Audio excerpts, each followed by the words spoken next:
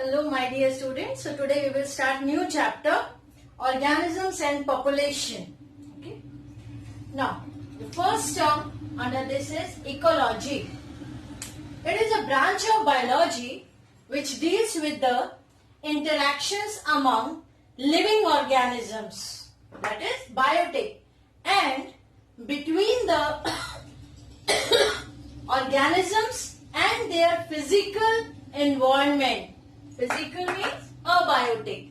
So this is called ecology. One more term is there. You all are very much aware of these terms. So ecosystem. It is a functional unit of nature where organisms interact with each other and their surrounding. So that comes under ecosystem. The next term is biome.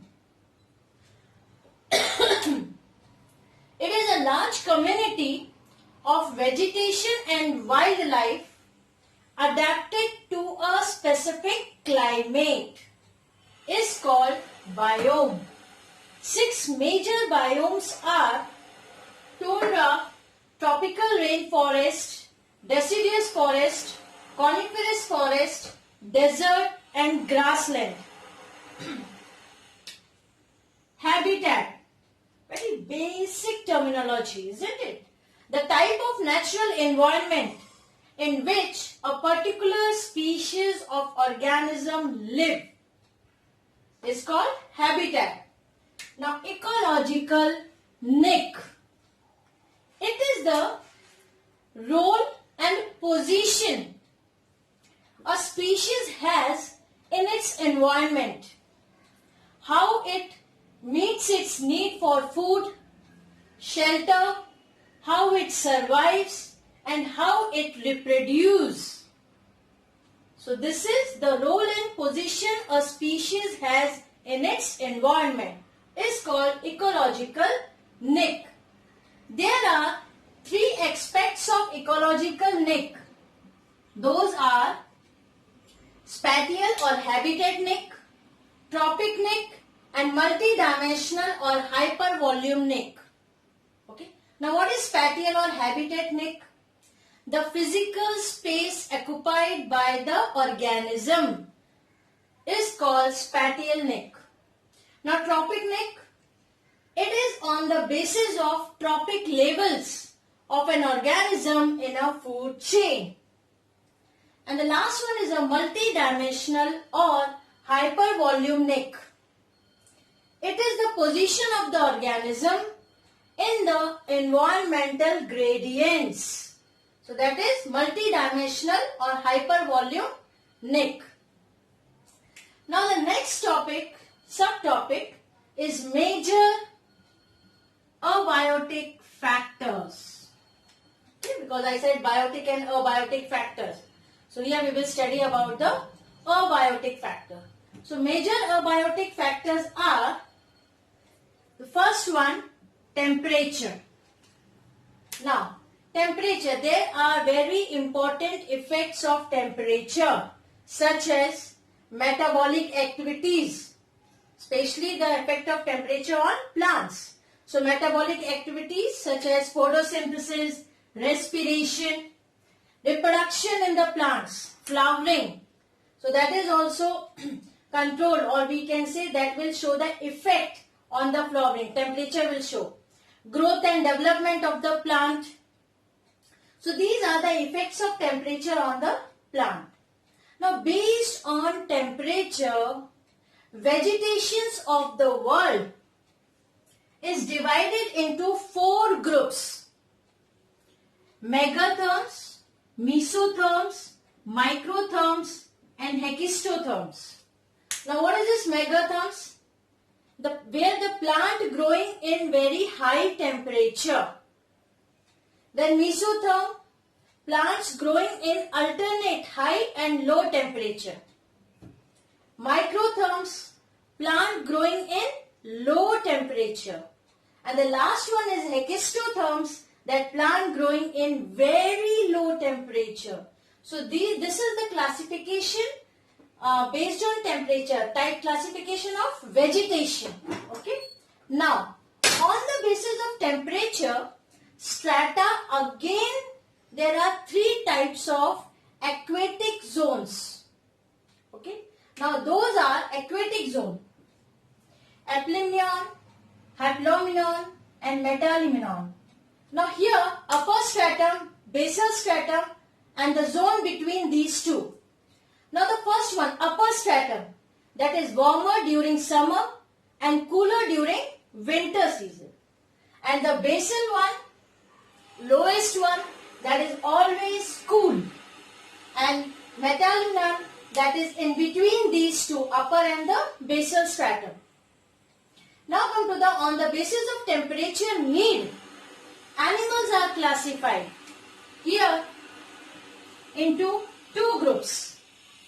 That is euthermal, and that's also called as homeotherms or endotherms or warm-blooded. Now here these organisms which can tolerate wide range of temperature, fine, and they can generate their own body heat. So their body temperature remain constant. So best example under the aerothermal or homeothermal or endotherms, that is man and birds. Now next is a stenothermal, or we can call poikilotherms, ectotherms, cold-blooded. Organisms which can tolerate narrow range of temperature. Examples under the stenothermal are reptiles, amphibians and fishes. So here we have studied, that is next factor, temperature. Okay, so on the basis of temperature, division of vegetation. Now based on the basis of the temperature, that is three types of aquatic zones, and depend upon the temperature need, animals are also classified into two groups. So here this is the classification and detail about the major abiotic factor. The first one is finished, temperature. Okay, so just have a look at this. Now under major abiotic factors, temperature is over. So next one is water. It is an important component of protoplasm, being used as a general solvent, reactant, metabolic byproduct and an essential material for maintaining turgidity of the cell. The productivity and distribution of plant is dependent on water. Plants of aquatic habitats, they are called hydrophytes. Organisms found in fresh water have a problem of, because there are few problems always there where the plant or the organism they face, aquatic organisms. So organisms found in fresh water have a problem of excess internal water because of endoosmosis. And organisms found in ocean or salty water have a problem of low water content due to exoosmosis. So organisms found in fresh water or in ocean or salty water, they have this problem. Now in ocean at a depth of more than 200 meter, producers do not occur. Only consumers are found there. For aquatic organisms, the quality of water is very The quality of water is very important. Quality means the chemical composition and pH of water. Now there are two terms, euryhaline and stenohaline. Euryhaline means these organisms are tolerant of a wide range of salinities. Example, salmon. And stenohaline, these are type of organisms are tolerant of a narrow range of salinity. Example, shark. So there are two types of, or the classification of the organism depend upon how much the salt they can tolerate. Okay. Now come to the next abiotic factor is light. This one is an important factor as it affects many physiological processes such as photosynthesis, transpiration, movements, opening and closing of stomata, etc. So different effects of light are on the plants are formation of chlorophyll, okay, stomatal movements, growth and development of the plant, distribution of the plant at that particular area, and the flowering also. Now there are few zones depend upon how much light is entering into that. Aquatic zones we can say. Okay, so first one is a littoral zone. It is a shallow coastal region and light is able to pass through shallow water and reach the bottom. Next is a limnatic zone. Here it is open water zone where water is very deep and amount of light and oxygen decreases with the depth. There are three parts of limnatic zone. Photic zone, aphotic zone and benthic zone. Now what is this photic zone? Is the uppermost part of the open water zone. And here mostly algae flourish in this region. Next is the aphotic zone. This is a middle zone. And here the only consumers survive. And the last one, bottom one, is a benthic zone. So these are the three parts of limnatic zone. And limnatic zone is a open water zone where water is very, very deep. Now this one, third factor. Okay. Now come to the fourth abiotic factor. And this is soil. Soil provides water, minerals and support to the plants. Warming this scientist, okay, this divides plants into 5 types on the basis of soil condition where they grow. The 5 types are halophytes, auxilophytes, psammophytes, chasmophytes and lithophytes. Okay, so one by one. Halophytes, that plant growing in salty soil, such type of plants. Auxilophytes, when the plant growing in acidic soil. Then psammophytes, that is plants growing in sandy soil. Then chasmophytes, that plant growing in rock crevices, cracks hote na wahan pe. And lithophytes, the plants growing on rocks. So this scientist Warming divide the plants into 5 types on the basis of the soil conditions. And here what happened, the mineral particles are the main components of the soil. And how that's formed? By weathering of rocks. Then only we get the soil. Okay, and in that high amount of the mineral particles. So this is all about the major abiotic factors. Now, responses to abiotic factors. Now, a process by which an organism keeps the internal environment constant despite drastic changes takes place in the external condition is called homeostasis.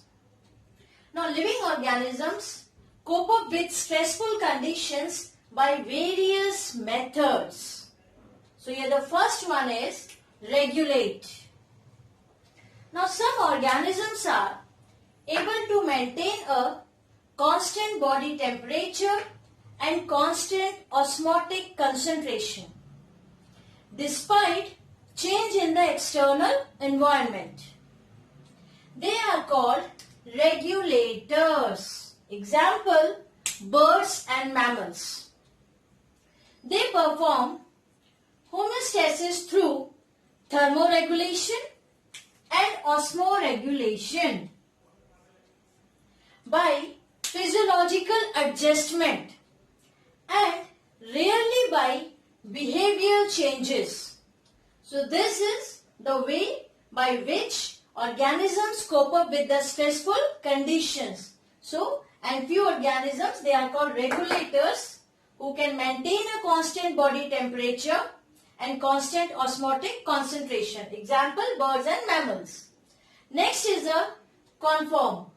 Now, organisms in which the osmotic concentration and temperature of body changes according to ambient condition of water, and they are called conformers. So here the body temperature changes according to the ambient conditions. Next is a migrate. Conform, then migrate. Organisms can migrate temporarily from unfavorable habitat to more favorable habitat or area and return back to the original one when unfavorable period is over. So they migrate from one place to another. So this is also the one way to cope up with the stressful conditions in that particular area. Next is a suspend, or we say in simple words we can say stop for a time. So that is suspend. Now here kind of in the case of plants, kind of thick wall spores in the fungi and lower plants, those thick wall spores help them to survive under unfavorable conditions, and when the favorable conditions are there, they germinate. In the case of animals, example polar bear, they go into hibernation during winter to escape extreme cold, and some snails, fishes undergo estivation to avoid summer related problems. So they stop for a time, stop the activities. So they go in a hibernation period. So polar bear, and in the that is another term is estivation. So this is the suspend. So these are the four ways: regulate, conform, migrate and suspend, by which organisms cope up with the stressful conditions. Okay. Now come to the next important topic, adaptations. So it is any attribute of the organism that enables the organism to survive and reproduce in its habitat. That is called adaptation. Now here one by one we will discuss about the plants and then about the animals. So first, ecological adaptations in plants. On the basis of water availability, plants may be grouped into hydrophytes, mesophytes and xerophytes. These are the main three classifications based upon the water availability.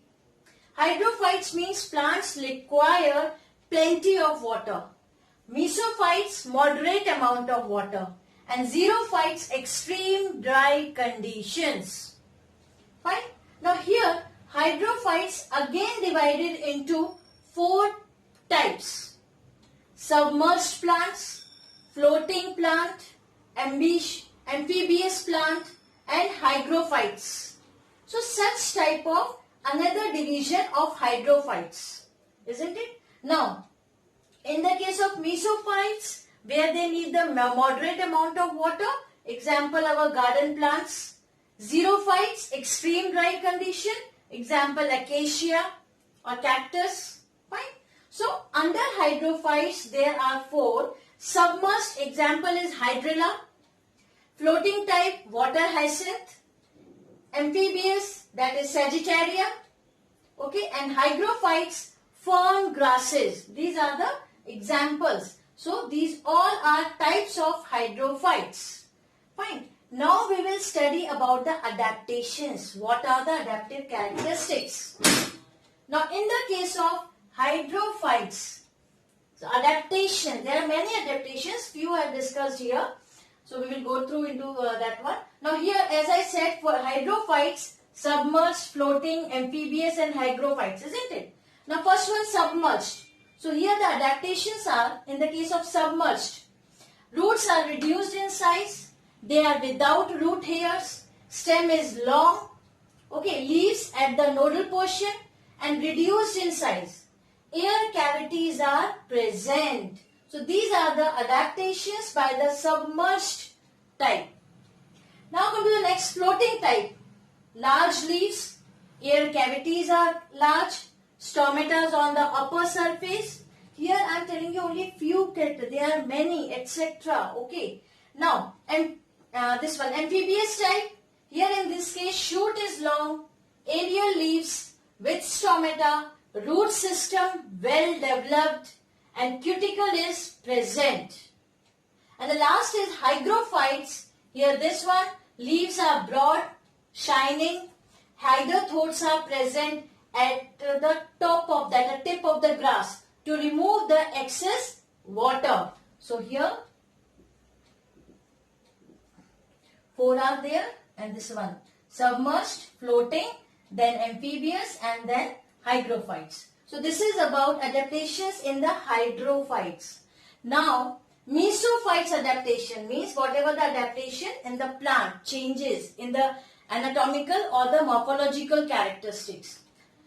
Now mesophyte adaptations, stems are rigid, leaves are large, root system well developed, root cap is present, and cuticle is poorly developed in the case of mesophytes, because these plants, they need moderate amount of water, isn't it? Now the last is a xerophytes, extreme dry condition. Now here the adaptations are deep rooted system, woody, leaves reduced to spines, daytime closure of the stomata, thick cuticle present on the surface, and deep sunken stomatas are present. So these are few adaptations that is there in the xerophyte. So here we have discussed all hydrophytes, mesophytes, and xerophytes. Now there are few spatial requirements, plants with spatial requirements. Here also there are two types, halophytes and epiphytes. Halophyte means the plants which grow in saline soil.